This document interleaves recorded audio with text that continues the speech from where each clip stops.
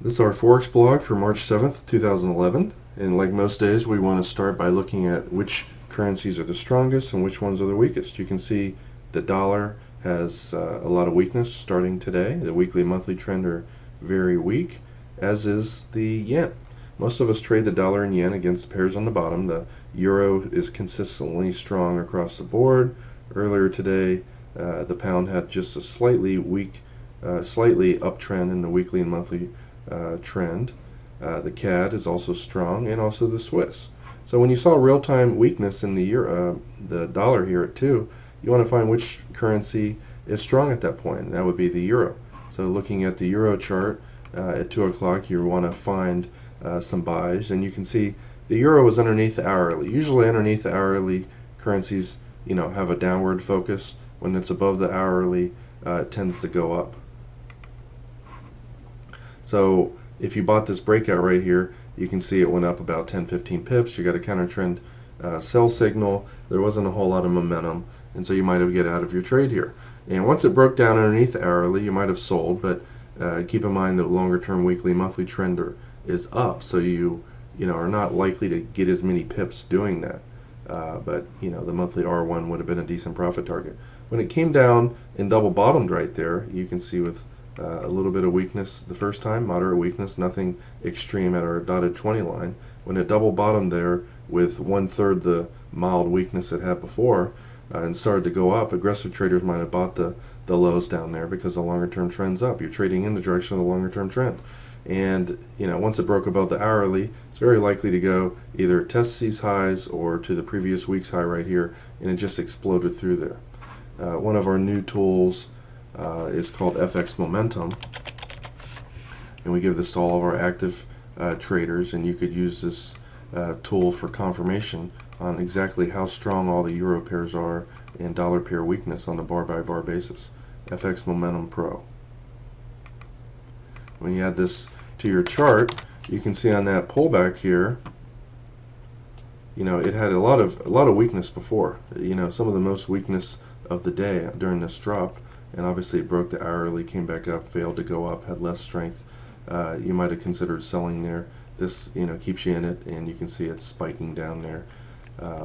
And on the way up right here, it had far less strength than weakness. This is where the hourly moving average was, and you might have gone short.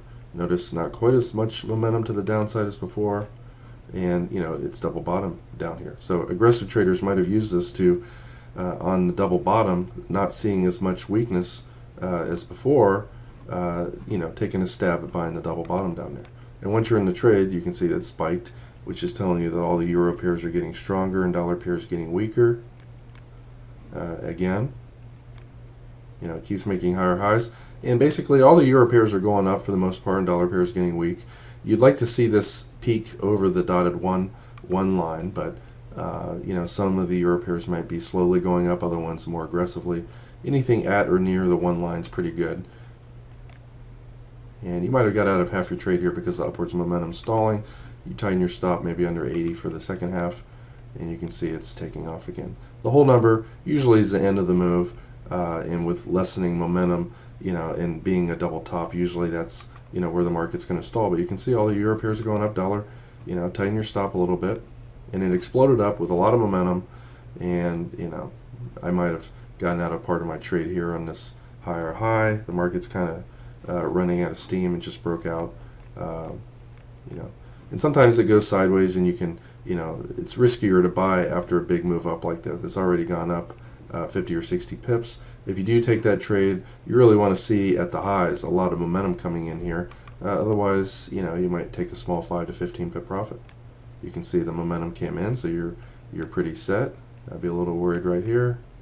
There's not a whole lot of weakness in other pairs, which means as the euro explodes up here and on this bar right here, other euro pairs aren't going down either on this bar. Kind of hang on your trade a little bit and see what happens. You might have got out of half your trade there with a 5 or 6 pip win, and it doesn't look good on the, but on this pullback right here, notice the pullback didn't have that much weakness on the down move. This is a perfect example of strength on the way up, very little weakness on the way down, especially this previous bar right here. Nothing. All the euro pairs are just kind of inching their way down. You might not have made much on that first trade. You buy the breakout of the previous bar's high right here, and you can see there's momentum. So it's very likely at this point to break out over its highs, which it doesn't in this case. It doesn't always work. You get stopped out of that one with a small loss. Again, it's not really going lower. There's not a whole lot of weakness on there.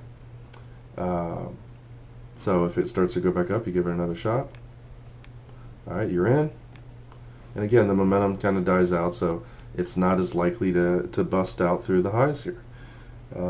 Another currency that really exploded up earlier was the pound dollar.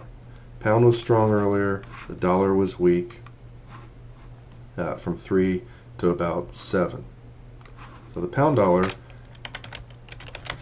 this would have allowed you to find some of those aggressive trades in this. Now there wasn't off the charts strength on this, and you can see as it's making a higher high with not that much strength, there was a little bit of strength here. As it goes sideways up there, notice as it comes back up near the highs, there's not nearly as much strength as there recently was, and it's a fib target of this first wave. So 1.618.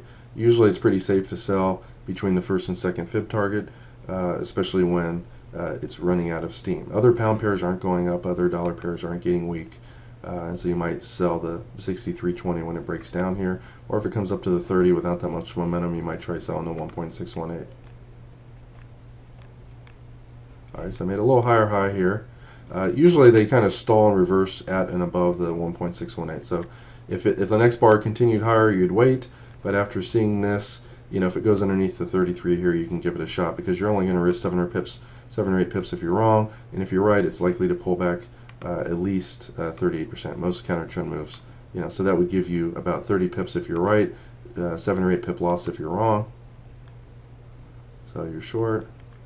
And then, at this point, it's looking really good for you. All the pound pairs are coming down. Dollar pairs are getting stronger. This is very likely, to pull back another 5 or 10 pips minimum.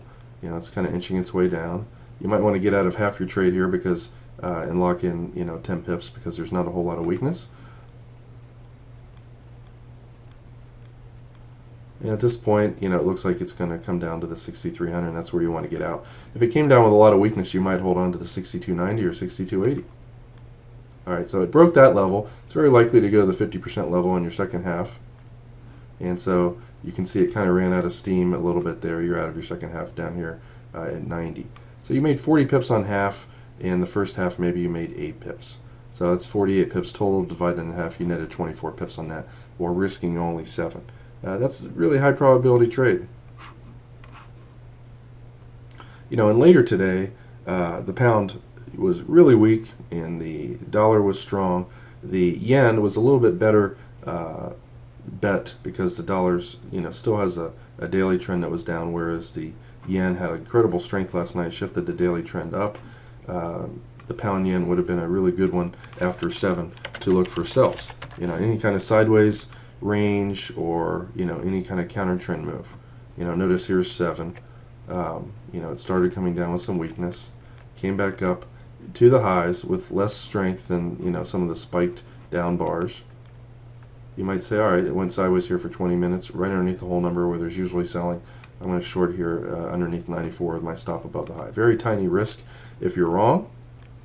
And it's coming down, and at this point it's very likely to break these lows, because you can see all the pound pairs are going down, yen pairs are getting really strong. You see it on our currency meter too. And usually that's a sign that the next bar will go lower. Stay with the trade. Again, still a lot of momentum. You might get out of half your trade here because the trend was up on the day.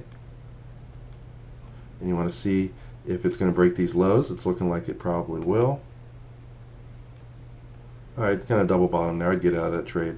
But it's pretty decent high probability trade. If it pulls back up and kind of goes sideways, you can look for selling again. Or if it goes sideways here for another couple bars without that much strength, you can also pretty safely sell it. Alright, so you sell it again. Again, a nice little pop here. You always want to draw your fibs on the previous swing to get an idea of where your profit target is. Now it's at 50. So you're risking 5 or 6, 7 pips with a pretty high odds of making 20 on this trade. Alright, now it spiked down at this level. Usually when the longer term trend's up, I tend to get out of half my trade here at the first fib target, but it looks like it's probably going to go through there, and we might be able to get out of the second half with another 10 or 15 pips. And so we got stopped out here. It popped. This is why it's usually a good idea to exit half your trade at the fib target. If you were watching this in real time on that previous bar, you might have saw it pop there with a lot of statistical strength. You might have got out somewhere here around 59 instead of 63 for another couple pips. But because it fell with so much weakness, usually they're going to retrace 38% to 50. And if it can't retrace 38%, it usually is going to break the lows. I'm not going to sell the lows right here, unfortunately, but on this next pullback here, it went up without that much strength. If it starts to fall again, I'm going to go short, and your first profit target's the previous swing's low, which is about 14 pips down.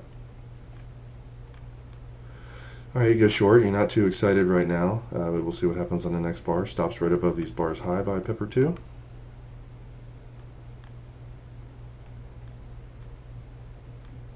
Yeah, it's kind of slowly going down. So I'd exit half my trade there because it didn't fall with a lot of weakness, but we'll stay in the second half because sometimes it goes sideways before it falls, which is what this is doing. And it's coming up to our fib target without that much momentum, so unless it explodes through there, you probably want to exit the second half down here at 29. But it's a very high probability trade, and it shot through there, so we're going to probably exit this at 133.16 here at the fib target. On a tick chart, if it was kind of spending all of its time at the low of the bar, there's no reason to get out of it. It's hard to say how it behaved there second by second during that 5-minute bar, but it appears that we might have hung on there and just saw if it'll go down to the whole number right underneath there, 133, which it did with a lot of momentum. So it's possible it might go through the 133. Watching this on the next bar, you kind of want to see what's going to happen.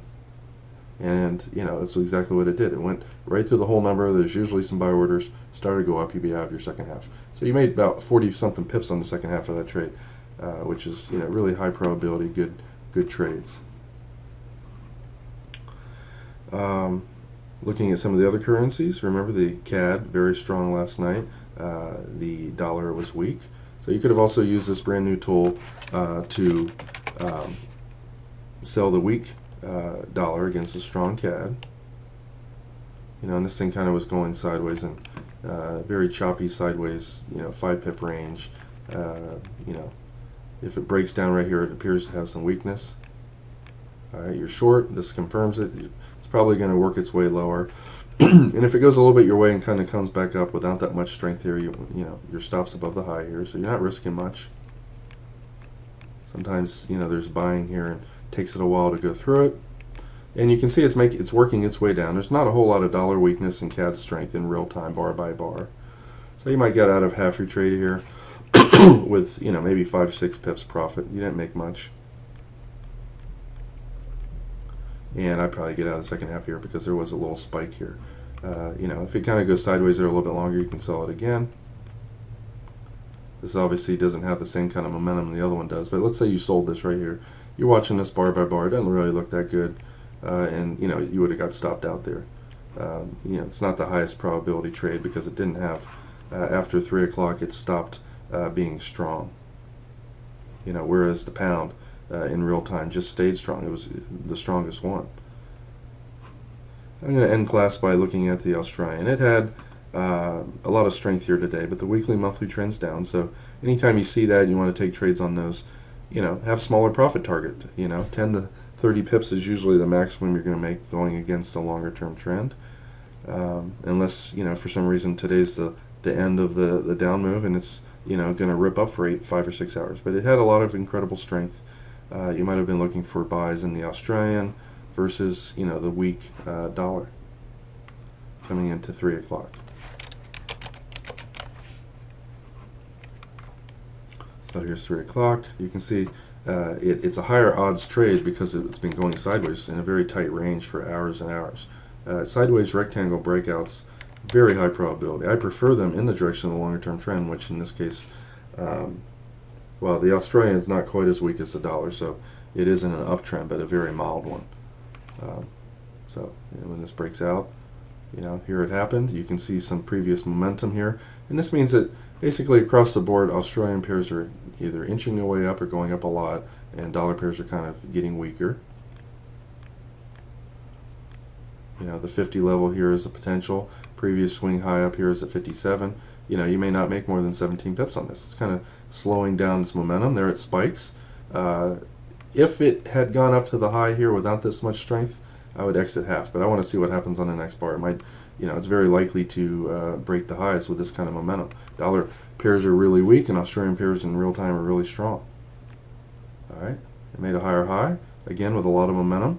But if it came down underneath the 60 level on the next bar, or 59, 58, I probably would exit half with 18 pips. You know, see what happens down there. Yeah, if it breaks these bars lows, I'm again out of half. All right, it didn't. It's still going up. A lot of momentum. We'll hang with it. Again, kind of running out of steam.